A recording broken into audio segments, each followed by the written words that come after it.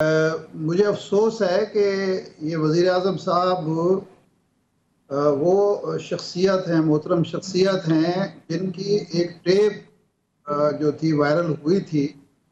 اور جس میں وہ بات کر رہے تھے اس وقت کے جسٹس قیوم صاحب سے، مرحوم جو لاہور ہائی کورٹ کے جج تھے، اور انہیں کہہ رہے تھے کہ جناب والا فیصلہ آنا چاہیے، میاں صاحب کے مرضی کا فیصلہ آنا چاہیے،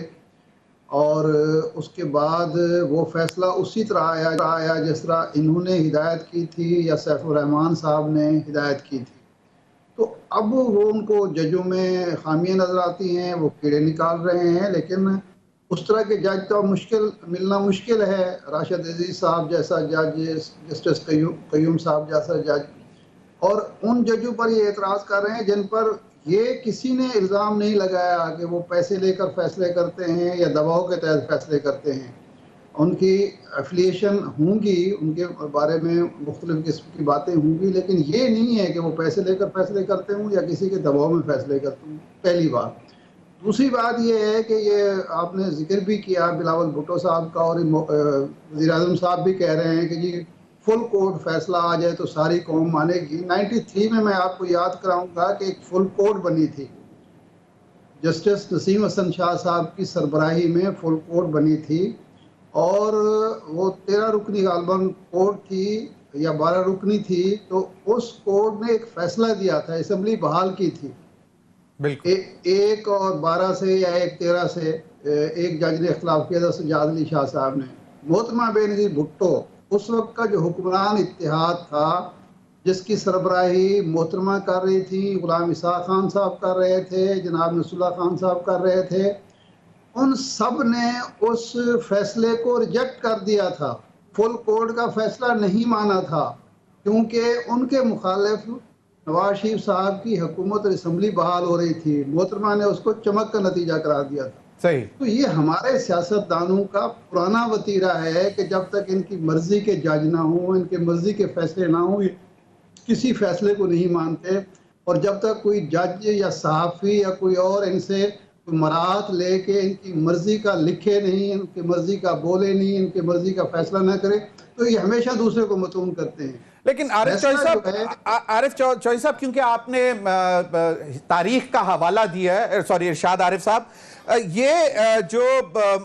معاملہ ہے ہم نے دیکھا، کہا بھی گیا، آپ نے اس ایک آڈیو کا بھی ذکر کیا، کہا یہ جاتا ہے کہ جو پی ڈی ایم میں اس وقت لیڈنگ جو پارٹی ہے پی ایم ایل این، وہ بڑے اچھے مطلب مینیجرز سمجھے جاتے ہیں جوڈیشری کو مینیج کرنے میں۔ تو اب جو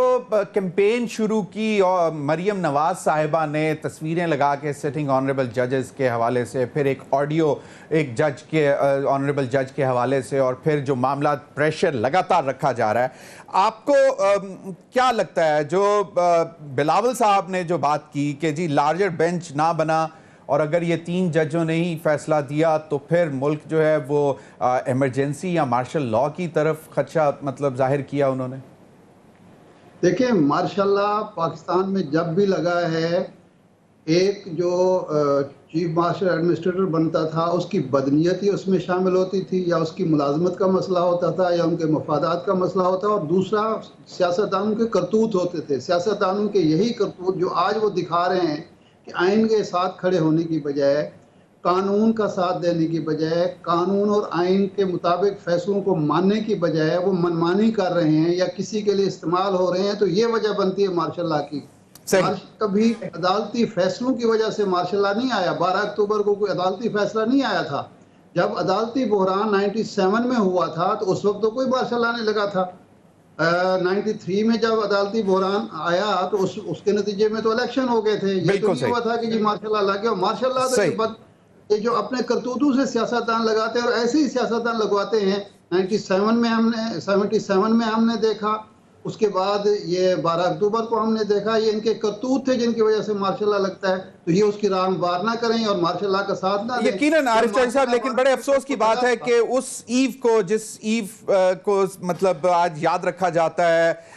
شہید جمہوریت کہا جاتا ہے، جنہوں نے کانسٹیٹیوشن دیا، اس عید کو انہی شہید کے نواسہ یہ بتا رہا ہے ہمیں کہ جناب آئین کے خلاف اگر آئین کے حق میں فیصلہ آتا ہے تو شاید ملک میں ایمرجنسی یا مارشل لا لگ جائے گا. اب یہ ایک بڑی دلچسپ بات ہے.